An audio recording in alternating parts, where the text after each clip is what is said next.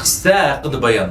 Bu əsərdəki baturlar tilg'insa, Lübo, Dianwei, Zhao Zilong, Guan Yu, Zhang Fei, Ma Zhao da məştaq bir tərtibi var idi. Yani bunun da biz qağalarının hamısını məşi Dianwei, bəzi ikinci bəzi Zhao Zilonglar ikisinin ornunu tol almışıb qaldı. Degan mush sanğunun kim ekanligini daim bilmaymiz. Nurg'ullam so'rdi buni. Bu Dianwei Cao Cao'nun birinci numurluq batur sanğunu deb namagan. Umuman uch parchalik davrning dastlabki serxiyliklar qo'zg'algan vaqtida xalq qarshisidan chiqqan bir batur bo'lib, buning bir yaqin do'sti qirindishini noyamil qarlab, buningga o'lim jazosi hukm qildi. Shuning bilan bu ochiq paylamay, shu ochiqda kim qilgan bo'lsa, shuni anda qilma deb basa bu noyokim qilg'ish. Şunlar bütkül nay ambalının için bastır kirip, yüz yalğız emsin urut desse, bütkül ambal bekimsini tontay koydu. Şunun ulanlar bunun nam götürülüp tutdu, nam çıktı. Yani keyin şunun ulan Cao Cao'nun bunun köz düşken. Cao Cao ezelden bundak batırlarga yerismen. Çukum bir amallarını qıp düşürüp, neyim lazım da şunu birip düşürüp keltirip aldı o bu ezelden. Lekin bizning uqmaymiz deganda bunun ömrü nayet qısıq kelgan. Bu Cao Cao egishib 5 yil bo'lmayla bir jangda Cao Cao'ni qutqizib olmadi deb o'lib ketgan. Ömrü nayet qısıq kelgan bunun. Bu bir xilnalik baturda taraflar bu alam muarti jihatida nayet yuqurma bulupma kuchtingurlik jihatda birinchi kuchtingur deb ta'riflandi. Elqi jam to'rt danqonni bu uyzalg'in turib qo'lda ko'tarib yotdi. Anondan keyin bayroq hodisa deb qo'ymizmi? To'q hadisini odatda 10 lashkar, odatdagi 10ni bir bo'lib tiklab yuqori ko'targanini uyzalg'oz Maşının gücü yetidi hoşlanğa. Hatta Lübo mu bunun güçtüngürlüğüge qayil. Bunun işletken qoralı mı yaylık qoşnayza, qoşbaltığı oqşaydıgan. Bunun eğirliği mı 80 daydı.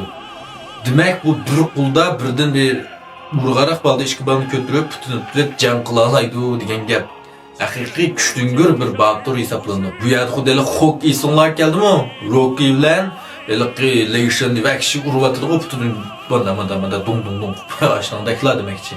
Bunu en dastlab Simarjao bayqaydi. Simarjao bayqagandan keyin buni Shahudunga tavsiya qilib turdi. Shular bu Shahudun bir mezgil buni baqqandan keyin nayt amroq bo'lib qoldi.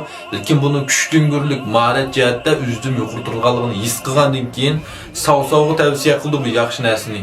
Shular Cao Cao'ning birinchi numurli qo'g'dug'isi en dastlabki Teshin Baobiyosi mashu.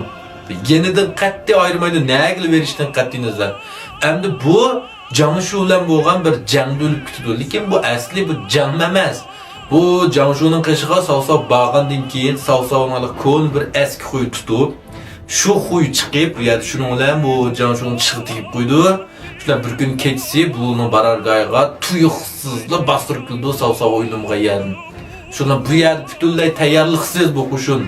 Cao Cao Shankoni hech kim ulgamay batar tikib o'tdi.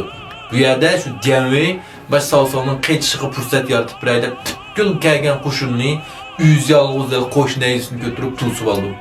5 qadam orliqda hech kim yiqilisholmaydi deydi buni. 5 qadam orliqda nayisni bir chapsa 10 odamni tanchib batgan. Shu darajada kuchli, shu darajada batur. Uyuz yolg'iz Jiangsuning kelgan butkul qo'shinni to'sib qilib, oxirida natchaga qilishni ayziyat, natcha 10 o yoq tegib o'lib ketdi. Bu jangdan burun bir qatim Lübo qo'g'lab kelganda bu Lüboni mosh to'sib oldi, Cao Cao qochdi.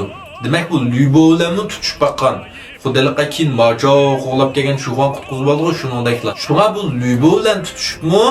Tangdan turalgan odam bo'lganligi va bu kuchtingurlik shayatni ayt bo'lg'achqa buni ikkinchi o'rinda Lübodan keyin bu Dianwei qo'ydi. Lekin biz ko'rgan televiziya teatrida bo'lib yangisida buni ko'rish yo'q, qat'iy chiqmaydi. Shunga nurg'ullar bilmaydigan yeri mushada. Bu televiziya teatridan chiqmasa bizning bilmas sabab boya degandek 5 yil buning umri.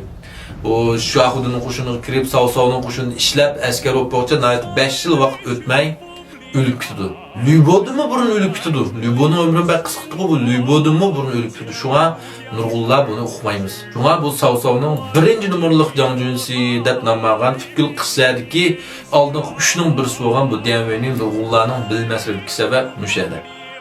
İzchil yoqtirib anglayotgan do'stlar rahmat. Yurak tinglaringlarni aymanglar. Yangi ko'rgan do'stlar go'nju qilishni unutib qolmanglar.